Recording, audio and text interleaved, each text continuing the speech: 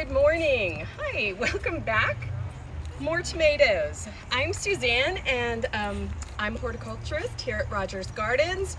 This morning we're going to be discussing growing coastal tomatoes, and this is a subject that's near and dear to my heart. I live about a block away from the beach, and so I'm pretty experienced with this. Growing tomatoes at the beach, coastal, anywhere, maybe to a mile inland. You're going to have to know your own climate to get this, but there are a couple of tips that we're going to suggest today to have the best coastal tomatoes.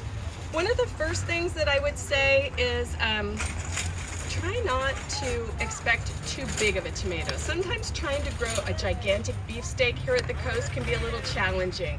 Unless you maybe have a balcony on the top of your house that's going to get really hot sun all day, it might be a little challenging if you're just kind of playing with the sunlight down here at the coast. It may feel warm down here, but it's nothing like going a few miles inland and even further with that really nice all-day heat. So I stick with cherry tomatoes, breakfast-sized tomatoes, and maybe I throw in one beefsteak just for fun, but it's usually not a great producer. So I'll say that. A couple of the great varieties that I like to grow here at the coast are Bloody Butcher, and I call it Stupicia.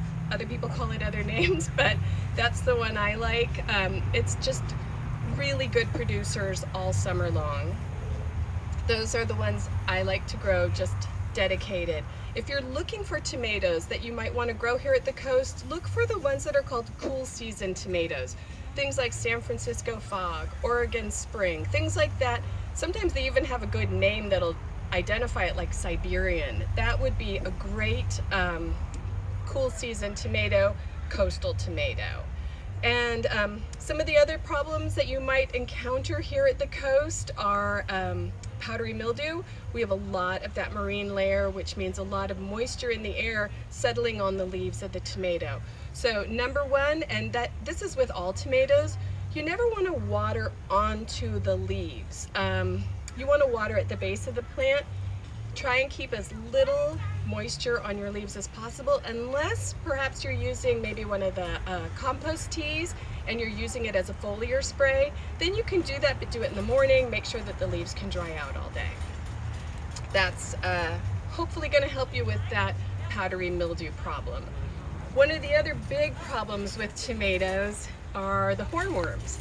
And although they do make a beautiful moth, it's pretty destructive. And so one of the things I like to recommend is BT. I pretty much spray my plants with this once a month just to try and help keep the caterpillars and moth problems down.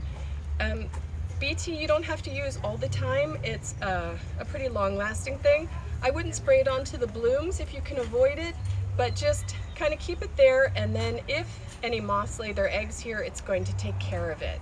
It's an organic product. All of our products here at Rogers Gardens are organic, so you don't have to worry about it affecting your fruit or you when you're eating it.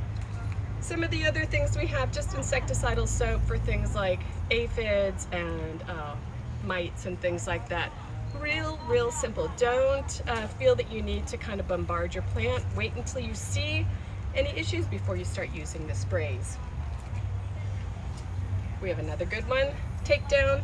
It's good if maybe you've gone away for a little while and you come back and you realize your plant is infested. This is a great product because it will kill the eggs, the larvae, and the adult insects. And it's also organic, great for edible products, anything in your vegetable garden. Let's see, so that's pretty much it for keeping it here. Also, again, so when you're watering your coastal tomatoes, just like with other tomatoes, give it a good deep soaking once or twice a week, depending on the weather.